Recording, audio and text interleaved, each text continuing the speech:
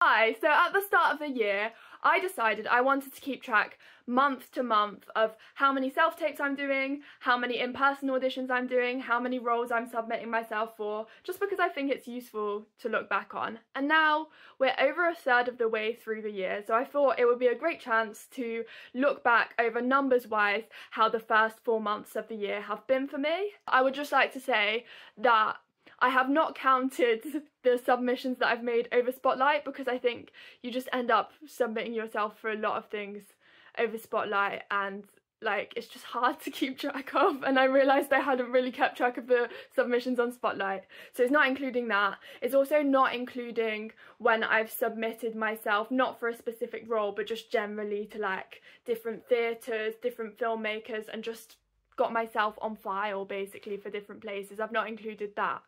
These are just submissions for specific roles. Another part of the very long disclaimer is that I'm sure I will have forgotten stuff. Like, sometimes you see stuff and you're like, I have to apply for this really, really quickly because so many people submit for things very fast and then applications close. So I try to submit for stuff as soon as I can, which means that there will be tapes probably that I've forgotten about. There will be the occasional role I've submitted myself for that I've not written on the list. But this is as accurate as I can make it, so sorry guys, don't hate me for it. And if you want to see any roles that I book in the future, and if you want to see where my career goes, if you want to support me in any way, then please, please, please do subscribe because I do really appreciate it. And let's get on with the video. So firstly, what happened in January? In January, I submitted myself for 6 different roles and I had no in-person auditions and I had 3 tapes. And 2 were actually for the same show. I just auditioned for different characters for the same show. I don't know whether I'd always recommend doing that because maybe it shows that you don't really know your casting type well enough. But I just thought the 2 roles were quite similar to each other and also were quite far away from myself as a person. So I thought it was fine to submit for 2. And in February, I only submitted myself, I see, for 4 roles, which doesn't feel like a lot. I feel like I submitted myself for more, but I don't know. I guess it's a shorter month as well, and sometimes some months are just quieter than others. And I did 1 in-person audition. I think that was a recall for one of the tapes that I did in January. And I also did 2 tapes. One of them was for a theatre show and one of them was for a corporate video, which was a very unique kind of tape because some of these projects, like, you just end up doing tapes and you're like, this is a very strange thing to do, but like, it is what it is, it's the job, isn't it? And then March was actually quite a busy month for submissions. I think there's a lot of shows that go on in spring and summer that will be starting to hire in March. So I submitted for 9 different roles. I had 2 in-person auditions and one of them was an in-person audition based on one of the tapes that I'd sent previously in a previous month. And I think I learned a lot in these in-person auditions because they were both for theatre shows and one of them was requiring me to do stuff for an audition that I'd never had to do before. So I feel like that was a good learning experience because I think sometimes you might be like, yeah, maybe it wasn't the best piece of acting I've ever done, but I feel like they were auditions that made me feel like I'd really learned stuff to take into future auditions. I also did 3 different tapes for 3 different theatre shows because I just think it's easier actually to be seen for theatre than for TV and film. And I also submitted myself for a festival over summer, which would be unpaid, but they'd pay for your expenses, they'd give you accommodation and stuff.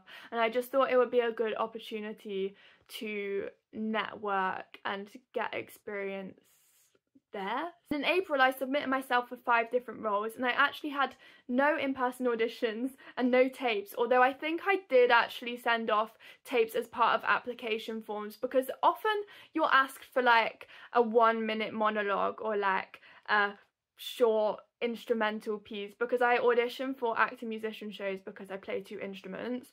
So I have saved tapes of like a 1-minute monologue so I can just send that off and I don't need to film anything. And I also have saved a 1-minute video, I think, of me playing double bass, so if I ever need that I can send that off. So I didn't film new tapes, that month, but I think I still sent tapes off when I submitted for things. And also I did an interview for an acting job, so it wasn't like an audition, it was just an interview, because I think with certain kind of audiences, sometimes when you're working with people with additional needs, or if you're working with young children, they want to know how you'd be working with that kind of audience, because sometimes it's more important to have the skills to be able to work with that type of audience rather than the actual performing skills. So that's been my first third of 2024, but I feel like already in May I'm on track to have so much more tapes, probably than like the whole of the first 4 months combined. Like, I'm suddenly getting loads of tapes. I think it's partly like I'm getting used to using Spotlight, and also I think I might join Mandy as well, the casting website, because I think that provides a lot more opportunities to tape for local short films, local theatre. So I think there's just a lot more opportunities on there, and I'm just getting used to submitting myself for different things.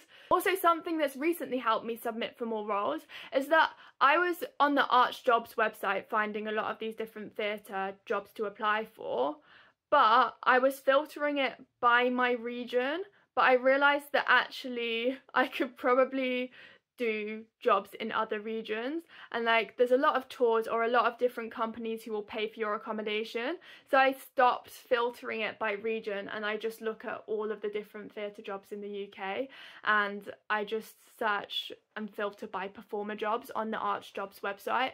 So I feel like that's led me to find a lot more jobs that I could have applied for all along really, but I didn't really know how to use the website. And I think also, even if you don't book a job from an audition or a tape, each tape and each audition that you do is helping you build connections with other people in the audition room if it's a group audition, and it's making the audition panel and the company that you're auditioning for aware of who you are. So I feel like all of these things are just planting seeds. Like, I don't go into an audition thinking about one specific job. I go into the audition and I'll be like, it is what it is. If I'm not right for this, I've met them now and I've built a nice little connection. If you want to share how the first third of your year has been, or if you have any advice or experiences you want to share, let's please chat in the comments, because I actually do love hearing about other people's experiences and like connecting with people in the industry. Like, I love having this platform, so please comment and let's chat, and thank you so much for watching. Bye.